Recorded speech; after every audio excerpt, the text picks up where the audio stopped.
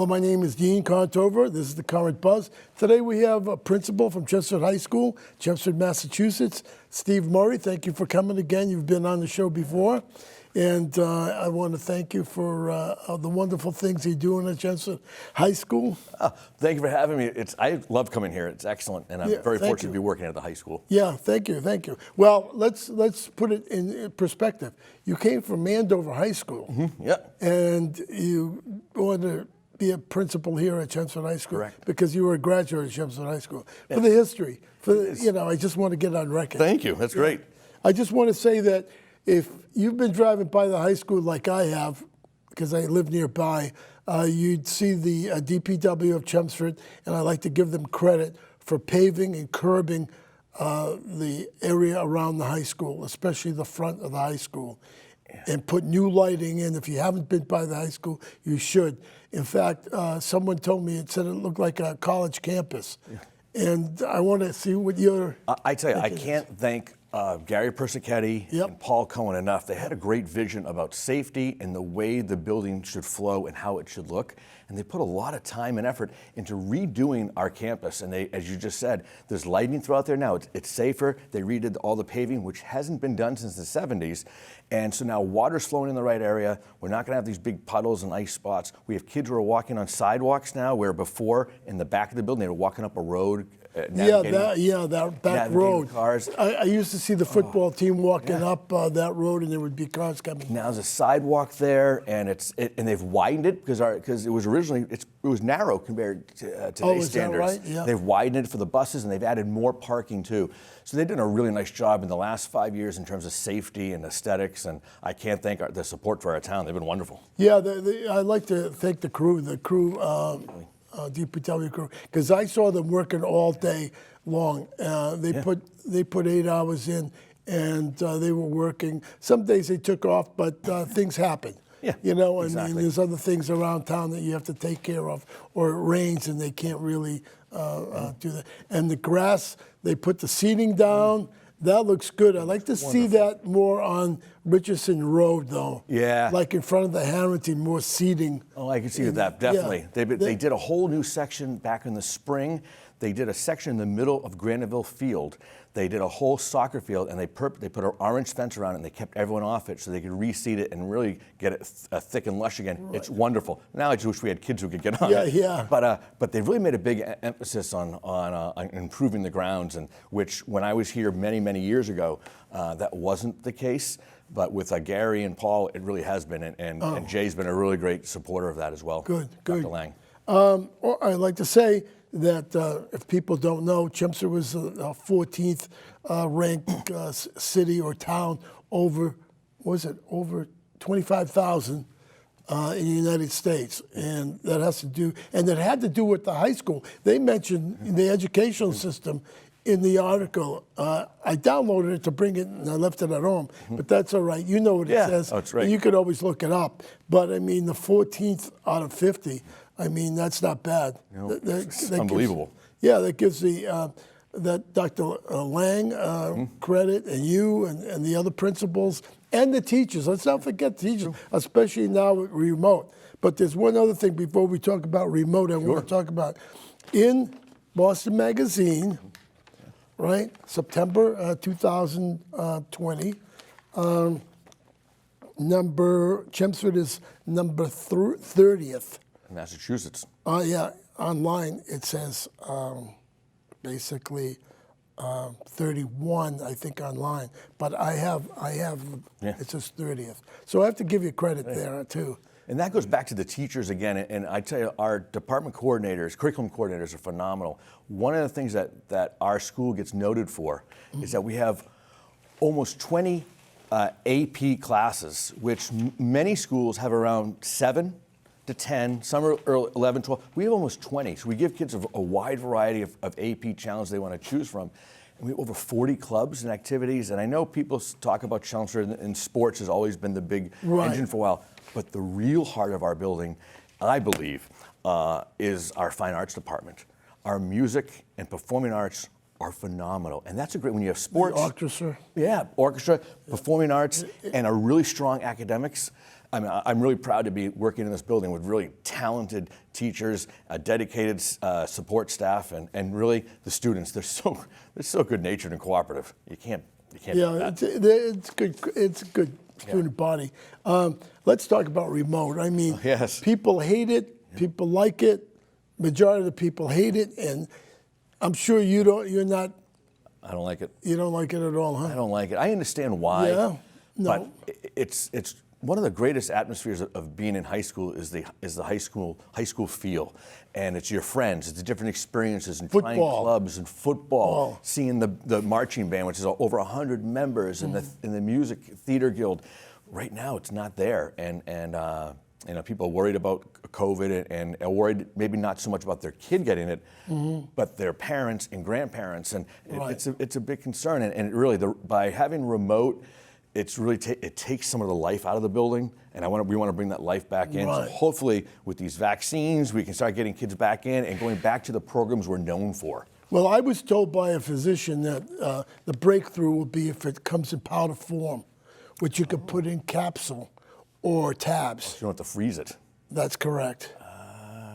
So hopefully we get that in powder form. It's so important. And it would be easy because all you have to do is take the tablet, and hopefully it would help. It does, and I think it also affects our community. We have a program that's been running for 5 years, Seniors Helping Seniors. And it's our senior class who goes to the senior center, and they become a buddy, they work with, they play games with friends. Our seniors, we can't do that right now.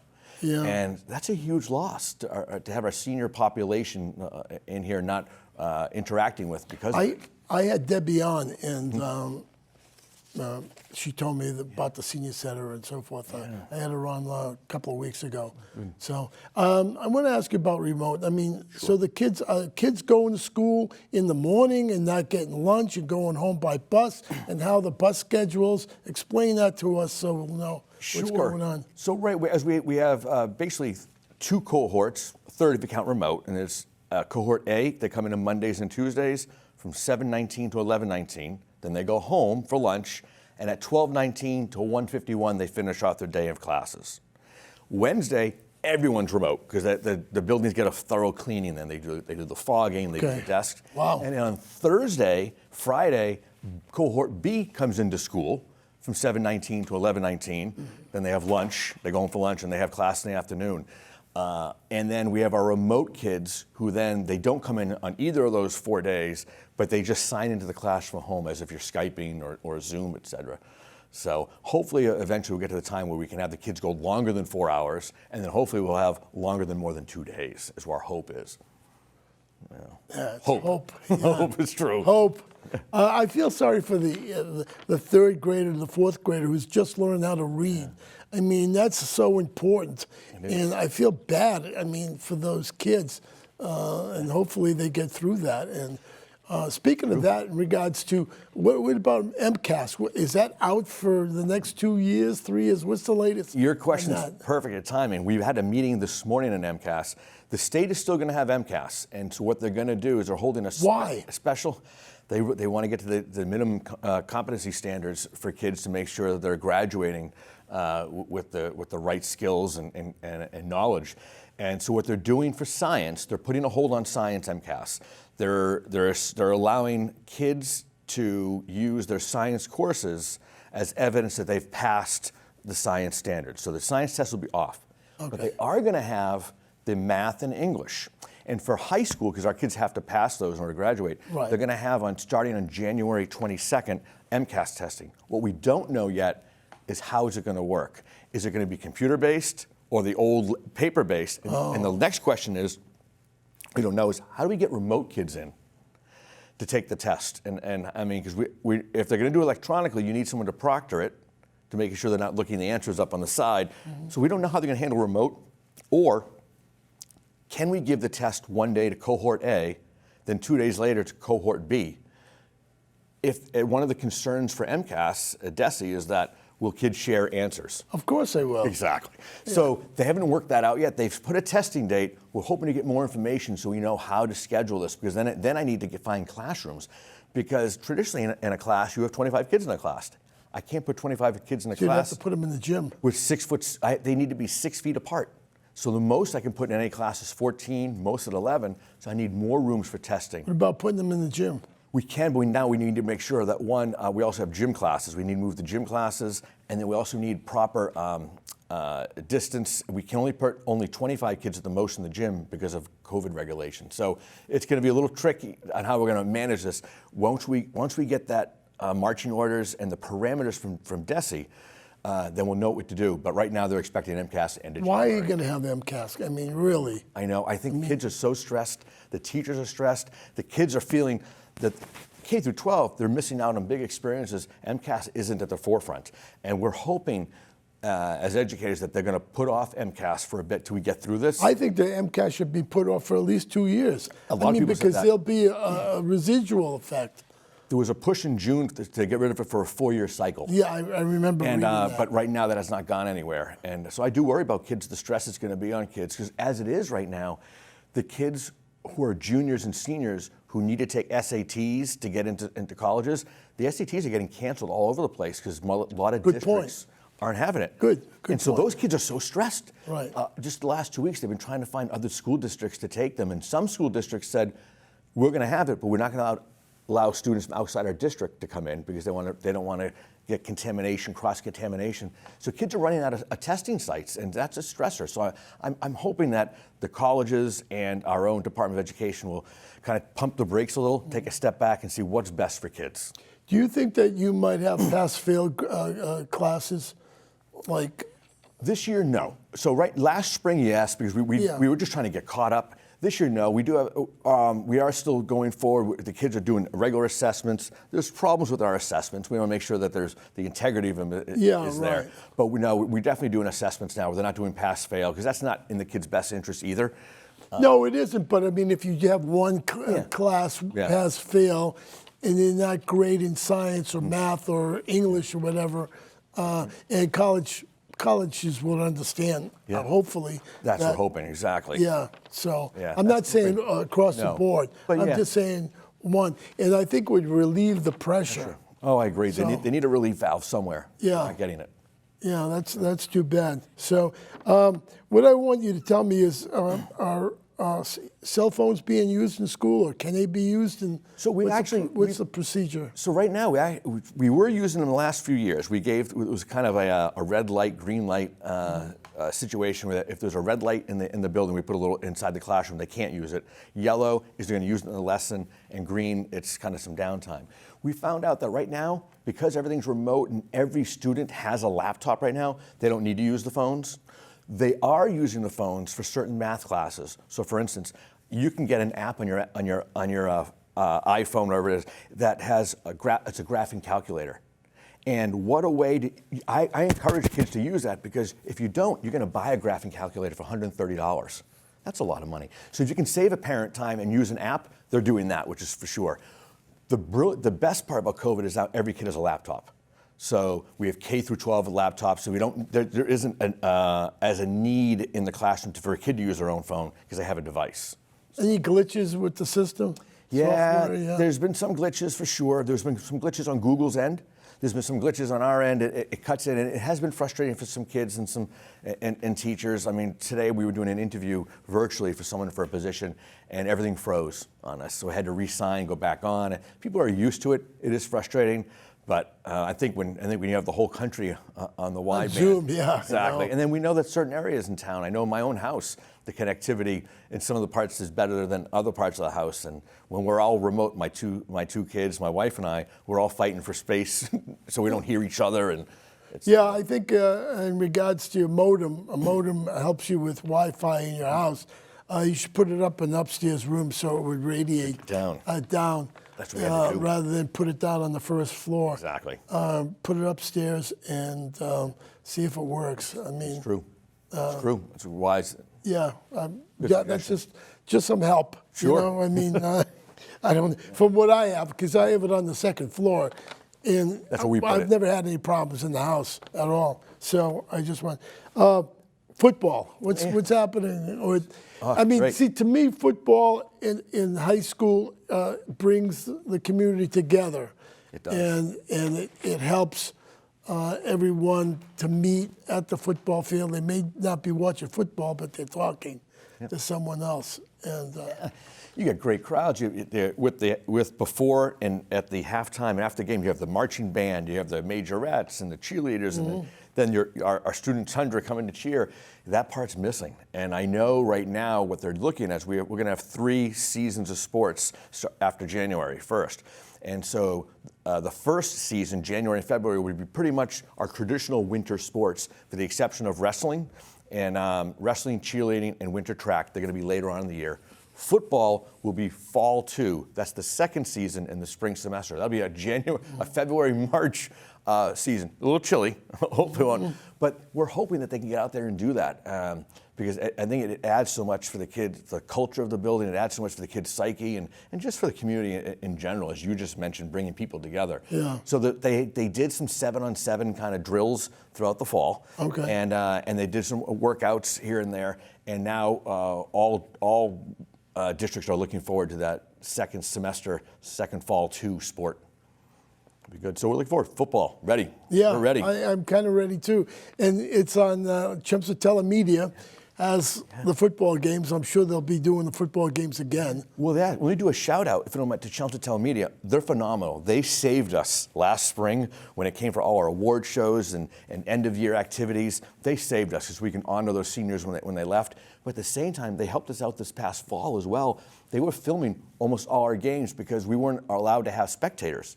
And now you have a parent, your son or daughter's a senior, they're not going to play anymore, you want to watch them. Yeah. So they were actually streaming all our games. It was awesome. So Chelmsford Telemedia, and I know that just like everyone else, they're short-staffed and they were helping us out. We owe them a lot. So Good. great. Okay, that's good to hear. I'm glad I mentioned that.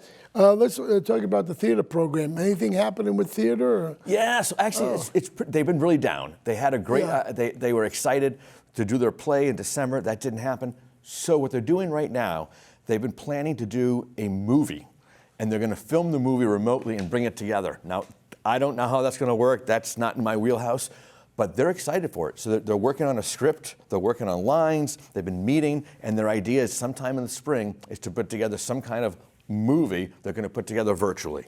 Wow. And so they'll tap into those talents of our musicians and our actors and the backstage folks. So I'm excited for that. I'm looking forward to see what they're going to come up with because they're a very clever group. Right. Is there any organization? Is there a Black Lives organization at the high school, or is there anything like that happening? Yes, but not to that form. So there's the Black Lives Matter, but we also have a couple of groups who started well before that. There was a Melting Pot group.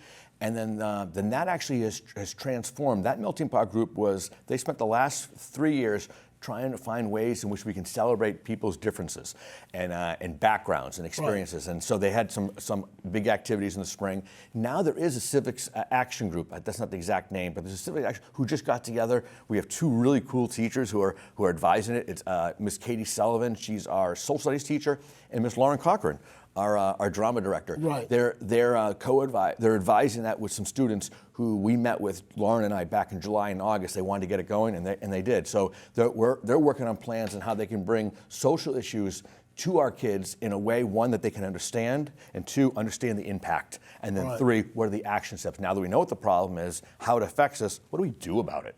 Mm-hmm. So Good point. I'm really happy Good about point. that. I like that. Yeah. It opens them up to a different world that they probably haven't seen or didn't know about. No. And it's important. And probably if you had a full-time school, you'd have speakers come in and talk. I mean, do you have a vaping problem this year? Not this year. Not this year. We did in the prior years. We did, and we put up. We worked with this company called Zepto Sense. Okay. And it's Vape Detectors. So we have some vape detectors we put in the bathrooms. You're kidding me. We did, and what happens is that it detects the water molecules in the vape because it's mostly water. And what it did was it sets the sensor off and either does an audible alarm or it goes to my phone. And when it says, oh, this bathroom has it, and I call the supervisor students and we go down. So we put those in last year 2 weeks before the pandemic opened. And actually we got someone a week into it. So, but then the pandemic hit, and then so we do have vape detectors. So what happens if someone is caught? That's So great question. So if someone gets caught and it's vape, if it's non-THC, non-marijuana, okay, they get 2 things happen. They get detentions. Then they have to go through a vaping course on the impacts of it, because what we start talking about is that it's what a popcorn lung, and the long-term effects on your lungs much worse than cigarettes. They're saying. If it has THC in it in the vape, then that hits our drug policy. And then they would be suspended out for a number of years. They'd have to come back in with a meeting, a pre-expulsion hearing. I didn't know it was THC in it. Yeah, and that you get that one too? It is. And one of the things is that marijuana, the thing with vaping is you can't smell the pot. You can smell a cigarette and you can smell pot, but vape, you don't smell it. I see. They mask it with vanilla or cherry and stuff. I see. So it makes it harder to find. But we have dipping things we can do to make sure what it is and what it's not. And the police have been great working with us. Yeah. Okay. We have Steve Murray. He's a principal of Chelmsford High School. A great man. I won't tell you why. I'll tell after the show. I'll tell you. But what happens now with the yearbook? Okay. Yeah, so yearbook was a struggle. I felt so bad last year. I met several times remotely with our yearbook editors and our yearbook advisors, teacher advisors, because usually 2 things happen. Usually by the spring comes and they get a lot of pictures of senior events that go into the yearbook. And they missed a lot of that. March 13th we left. And then the other one that they get is that from all the senior events, banquet and the prom and the barbecue, those pictures get taken, and what happens, kids come back in the summertime and we get an addendum, they get a booklet that goes in. We didn't have any pictures. We kept postponing and rescheduling all the events, but we couldn't hold them because of COVID reasons. So these seniors last year missed out on a yearbook that wasn't as... Was it cheaper? No, we didn't get anything on that. I wish we did. They missed out on those events. And now this year, we have this year's senior class, which we would already have a lot of pictures and stories, and there are some, but not as many. And so now they're trying to find different creative ways which we can catch kids in the classroom. The downside is we catch kids in the classroom, we're seeing masks. So you see the eyes, and before you get to see the kids smile, I knew who that is. Or you can go back years from now and say, I know who that is. Because a yearbook is a history. It is. It's a history book. A lot of people don't realize that. You know, they throw the yearbooks out, or I don't. Or they put them on a shelf. It's a history book of a certain time, and people should realize that. I mean, I know yearbooks are. I don't know, I think it was $110. Yeah, it is. It's expensive these days. And one of the students said to me, they said, Mr. Murray, this was about a month and a half ago, 15 years from now when I graduate, Mr. Murray, and I look at my yearbook, I'm not going to recognize everyone. We're all going to have masks. I said, I know, because all of our group pictures, everyone has masks. Yeah. You know what I told my daughter in the yearbook from my experiences? I told her, I said, listen, make sure that people put their last name when they sign. Yeah, put your last name in the yearbook, because 20 years from now, you're not going to remember, who is this, Joyce, or this is Ann, or Ann, that type of thing. And the yearbooks are getting more clever. They're doing a little app that if you hold your phone over the student's senior picture, the senior picture then comes alive, and it has a message for you. Oh, wow. It's actually pretty cool. They started doing that last year before. Oh, okay. So we're hoping that we can do more of that kind of stuff in there to kind of give some life to something that had more life to it. Yeah, I think the yearbooks are the history of time, and people should save their yearbook and take them out. By the way, take them off the shelf and open them up now that you have time. That you can't go out in regards to the virus. True. Look at your yearbooks and join your alumni and get in contact with old friends. You're right. Did you know what the Alumni Association did? They took every yearbook, I think from 1929 to last year, and they digitized them. Oh, no kidding. So if you go to the Chelmsford Alumni Association website, you go into yearbook archives, and you can look at any yearbook from 29 all the way now, and it's actually pretty cool. It was a big project. Yeah, nice no job. doubt. To great scan job. it, because scanning could be boring. Oh my gosh, I mean, oh my gosh, scan the page. I'd like to thank everyone out there for watching the show. It's satisfying to me to have the principal from Chelmsford High School, Mr. Murray, here, and we're going to talk after the show. Probably have a lot to talk about.